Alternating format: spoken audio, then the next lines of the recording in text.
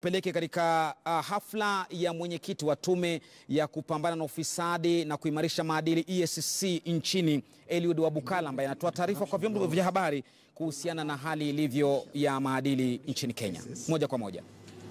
Because some cases take too long and the bottlenecks around cases being processed are huge. Therefore, we shall have to study those systems and lobby for strengthening that kind of approach so that we are able to achieve a little quicker ways in convictions. Like the CEO has mentioned already, that success will have to be enhanced. We are also going to lobby for harsher punishments for those found guilty.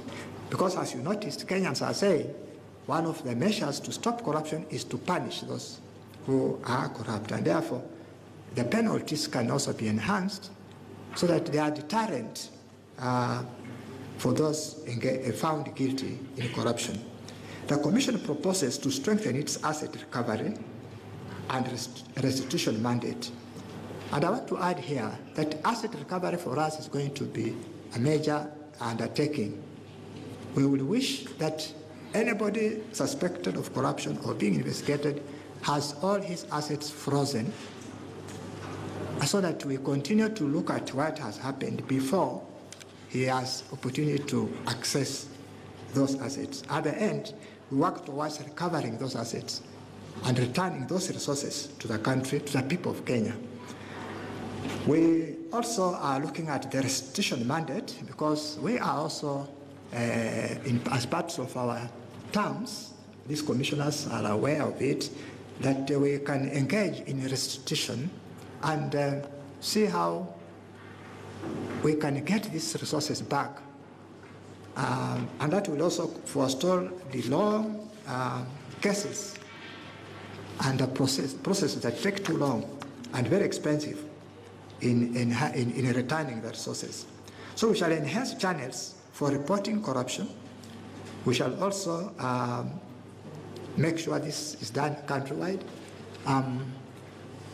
As it has been mentioned, I want to call upon those at the Huduma centers, please ensure that those places are working well because they provide for us an opportunity for getting reports very quickly from a wide section of the public. We shall also monitor mainstreaming of anti-corruption and ethics education curricula. That's where we are. We have actually worked on integrity clubs. I think that's going on in our schools. Even the school that was singing here is very notable for being an example of the anti-corruption. Our integrity clubs, they are there.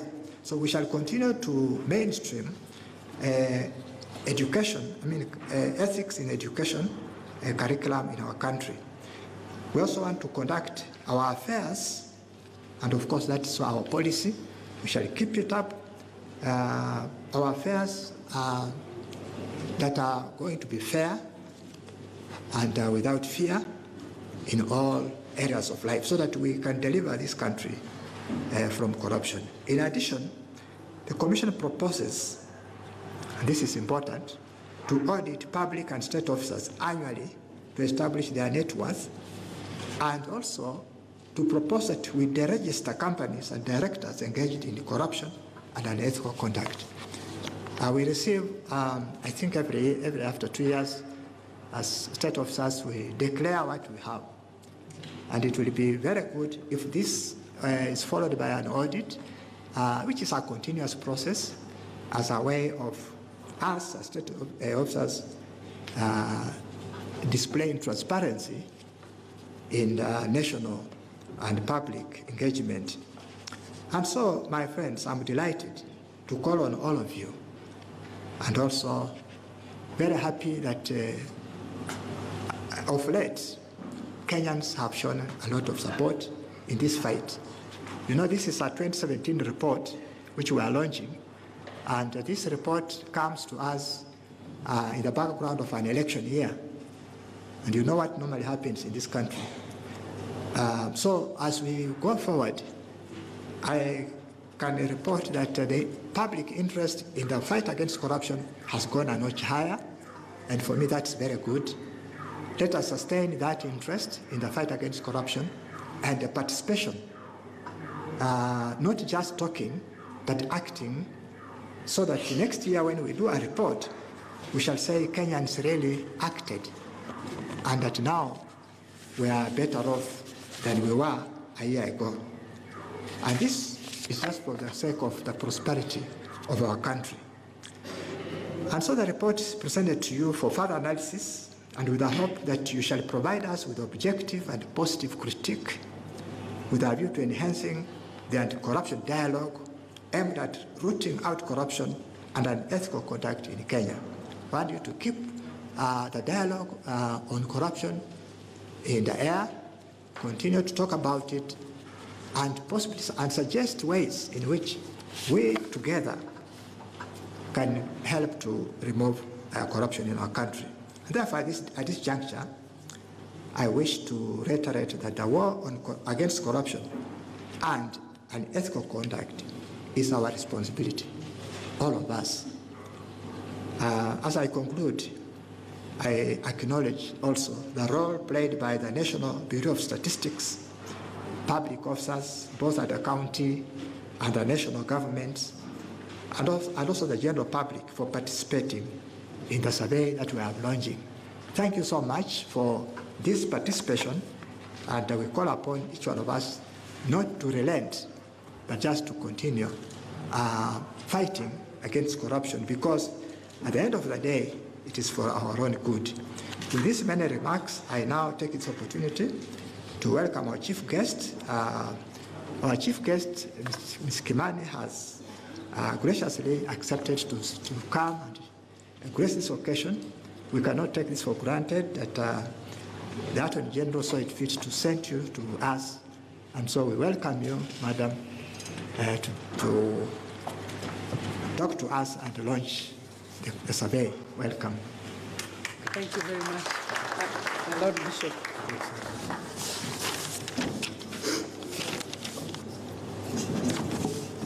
The Chairperson, Ethics and Anti-Corruption Commission, Commissioners, Ethics and Anti-Corruption Commission, the CEO, EACC, Honorable Governors, Governor Wambora and Deputy Governors present, CAS Ministry of Labor, PS Ministry of Devolution, the Director of Immigration, representatives of ministries, departments and agencies, excellencies, ambassadors, representatives of missions, the staff, members of staff of EACC, religious leaders present, ladies and gentlemen, distinguished guests, good morning. Or is it afternoon? May I first of all tender the sincere apologies of Honorable Attorney General, who had actually confirmed to be here this morning to deliver his speech and launch the national survey, but unfortunately had to attend to another national function which he had not planned for. So he asked me to come and read his speech, and which I shall, without any further ado, proceed to do so. Ladies and gentlemen, I am delighted to be with you this morning for the launch of the National Ethics and Corruption Survey Report 2017. Over the years, the world over, citizenry has increasingly been agitated for responsible and accountable governments. Good governance entails the efficient, effective reciprocity between citizens and leaders. Therefore, it is incumbent upon governments to be responsive. In the spirit of good governance, the principle of physical and political devolution emerged. Devolution, despite its many challenges, brings the government closer to the people, allows equitable distribution of resources, and spreads development even to the unimaginable villages. Kenyans on 4th August 2010 overwhelmingly voted for a new dispensation whereby political and physical devolution was entrenched in our governance landscape. This saw the birth of the 47 county governments.